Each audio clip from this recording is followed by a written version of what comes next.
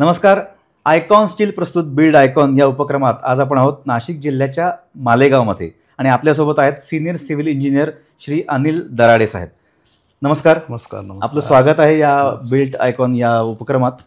Sir, आपल्याबद्दल जाणून घ्यायला आवडेल आपल्याला की आपली शाळा कोणती होती, कॉलेज कोणतं होतं आणि या सिव्हिल क्षेत्रात उतरावं यासाठी आपली प्रेरणा काय? सर, मी ना माझं मराठी म्हणजे काय म्हणता 1ली ते 4थी शिक्षण जे ना नगरपालिकेच्या शाळेमध्ये झालं आहे आणि त्यानंतर छत्री हायस्कूल छत्रिणी इंग्लिश स्कूलमध्ये माझं आपलं 10वीपर्यंत शिक्षण झालं आहे. आणि त्यानंतर मी सायन्स घेतलं. म्हणजे ॲक्च्युअली मी आर्ट्सला ॲडमिशन घेतलं म्हणतो. म्हणजे खूप ट्रॅजेडीची आहे लाईफमध्ये. काय मला माहिती, मी 11वी आर्ट्सला ॲडमिशन घेतलं. काही दिवस आर्ट्स क्लासेस अटेंड केले. मोठा भाऊ म्हणे, तू सायन्सचा विद्यार्थी, तू आर्ट्स काय करतोय? म्हटलं माझ्या मित्रांनी घेतलं, मी पण घेतलं.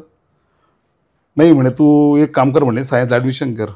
लकीली MG कॉलेजला सायन्स फॅकल्टी सुरू झाली होती. त्यांना विद्यार्थ्यांची गरज होती म्हणून त्यांनी मला फॅकल्टी बदलवून दिली.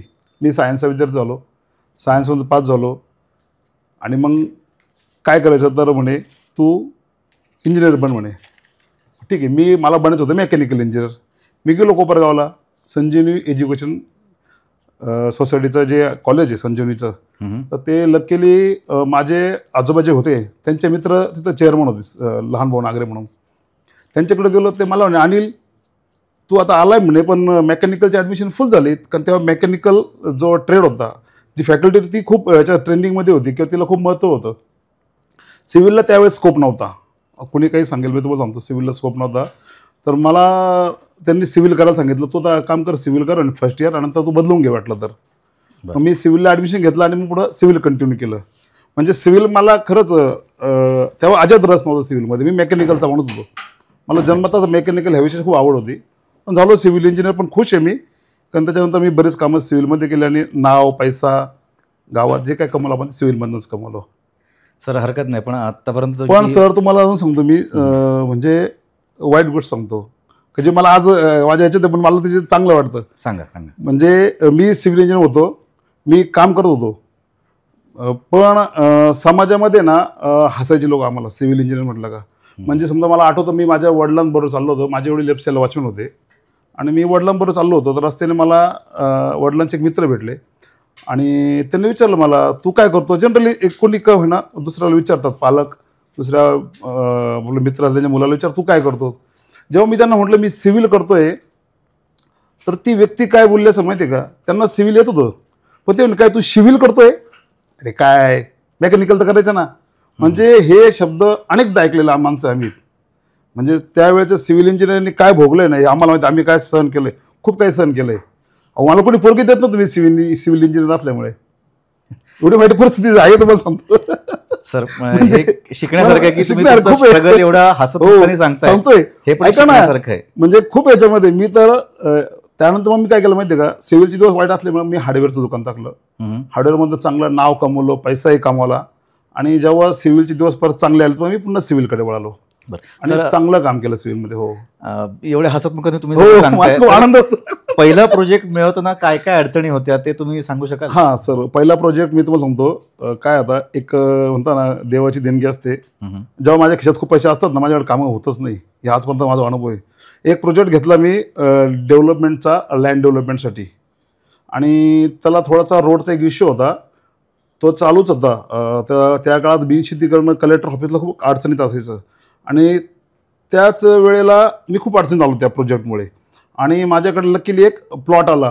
एक माझा एक मित्र आहे, तो माझ्याकडे आला. मला म्हणाला की तो दरेगाव रोड, जिथे पूर्ण जंगल, त्या चांदवड रस्त्याला, तो मला म्हणाला की अरे ते प्लॉट साफ केला म्हणे, कुणीतरी घेतलाय, तो प्लॉट डोळ्यात मावत नाहीये. त्याची त्याचा शब्दावर का आपण तसं म्हणतो, अरे डोळ्यात बसत नाहीये. तो म्हणतो डोळ्यात मावत नाही, तो प्लॉट घे म्हणे तू. म्हटलं काय सांगतो, आपल्याला पैसे नाही, काही नाही.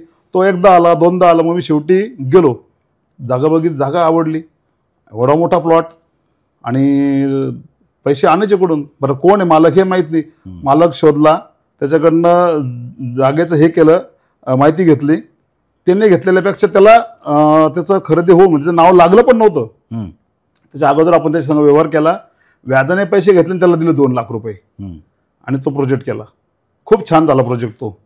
सर याच्यावर मला एक असा म्हणजे छोटासा शेर आठवला, पटकन सांगेन की गालिबजींचा शेर आहे की हाथों की लकीरों पे नसीब नहीं होता, नसीब उनका भी होता है जिनके हात नाही होते.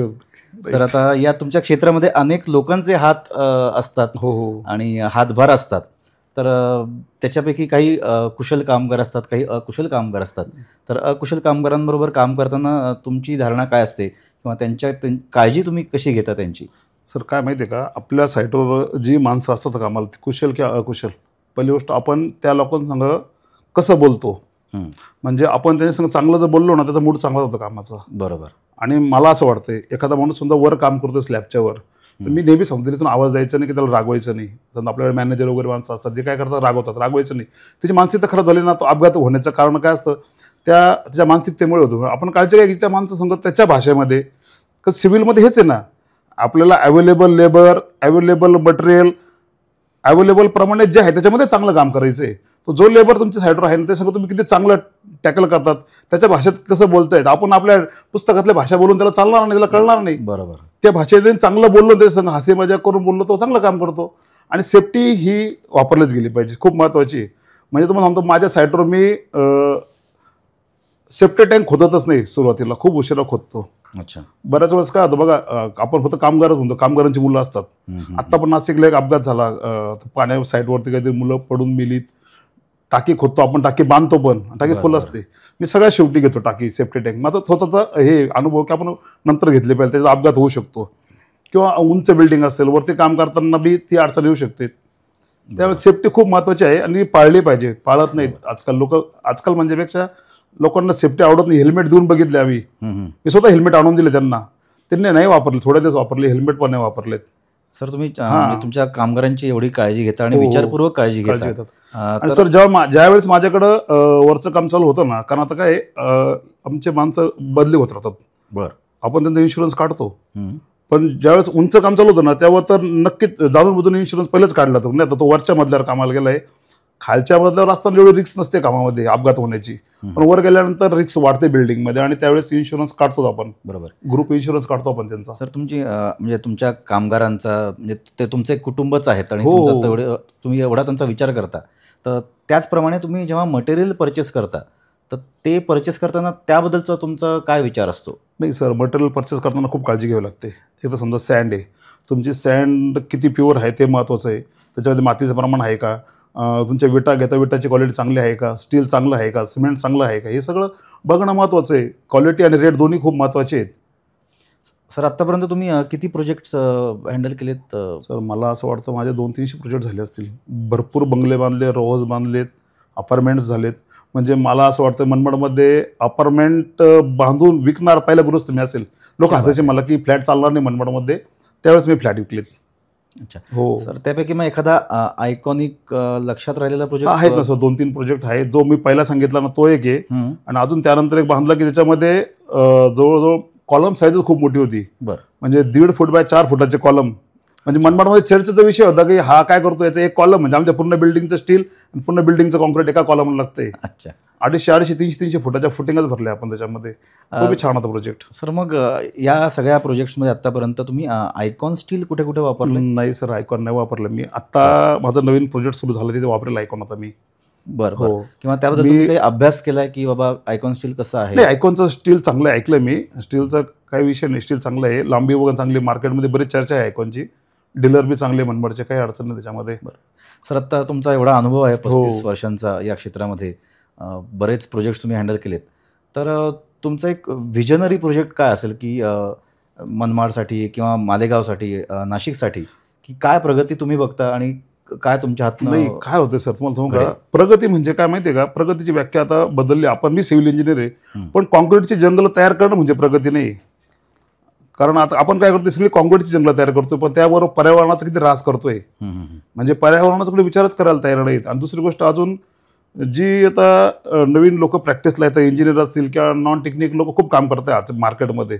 बघा, बाकीच्या फील्डमध्ये टेक्निकल व्यक्तीच काम करू शकतो, पण ही एकमेच अशी फील्ड आहे इथे येऊन कोणीही काम करू शकतो. बरोबर. म्हणजे आता एखादा माणूस जर बोलला की मला सिव्हिल इंजिनियर काम करायचं, मी तुला म्हणतो बाबा तू शिक्षण काही कर तरी तू सिव्हिलमध्ये बिझनेस करू शकतो. इथं काही अशी मर्यादा नाही, हे ओपन मार्केट आहे, कोणी यावं काम करावं, इतक्या अडचण नाही.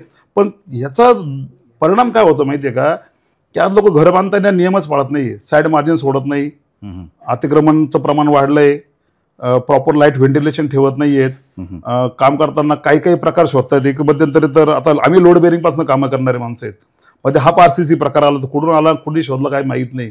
म्हणजे काही ज्याला जसं वाटलं तसं अशी लोक आहेत की ते रात्रीतनं खोदतात, सकाळी फुटिंगा भरतात, दुसऱ्याची बीम भरून मोकळे होतात, अशी पण लोक आहेत. म्हणजे महिन्याभरामध्ये बिल्डिंग बांधणारे लोक तयार झाली आहेत. बरोबर. ते नाही का गाढवाचं लग्न तर मला आठवतं काय नाटक आहे, रात्रीतून सोन्या पितळाची इमारत बांधलं. 99% लोक हे गृह कर्ज काढतात आणि ती व्यक्ती ते कर्ज जवळजवळ 20 वर्ष भरतो. बरोबर आहे. तुम्ही विचार करा, त्या माणसाच्या आयुष्याचं 20 वर्ष हप्ता तो भरणार आहे, तुम्ही त्याला घर किती चांगलं दिलं पाहिजे. नाही बरं डेकोरेशन कमी असेल चालेल, पण त्याची बिल्ड क्वालिटी ही चांगली असली पाहिजे, लिगली चांगला विषय असला पाहिजे. आता आपल्याकडे लिगल आणि इलिगलचे सुद्धा खूप मुद्दे क्रिएट होत आहेत, अशी शरत पण झाली. त्याच्या आमच्याकडे आता तसे प्रकार होणार आहेत असं दिसायला लागले आम्हाला सुद्धा. नाही हरकत नाही अनिलजी, पण तुम्ही खूप छान विचार हो, आणि पर्यावरण खूप महत्वाचं आहे ना आजकाल, पर्यावरण काही राहत नाही, काम केलं पाहिजे आपण. म्हणजे जसं तुम्ही इमारती बांधता तसं तुम्ही झाडं पण लावली पाहिजे. मी स्वतः तुम्हाला सांगतो, वडाची झाडं लावलीत आतापर्यंत माझी, स्वतः मला 100 करायची आहे, आता 7 ते 8 पर्यंत झाली माझी वडाची, आणि बाकीचे पण लावलेत मी. हो, हा एक छान विचार अनिल दराडेजी यांनी आपल्याला दिलेला आहे की जेवढ्या इमारती तेवढेच तुम्ही झाडं पण लावले पाहिजे, आणि समाजाचा आणि हा निसर्गाचा पण एक छान तुम्ही विकास करा. अनिलजी, बिल्ड आयकॉन प्लॅटफॉर्मवर तुम्ही आलात वेळ काढून, यासाठी अनेक अनेक धन्यवाद. आयकॉन स्टील तर्फे तुम्हाला आयकॉनिक शुभेच्छा तुमच्या पुढच्या प्रोजेक्टसाठी. धन्यवाद. धन्यवाद सर.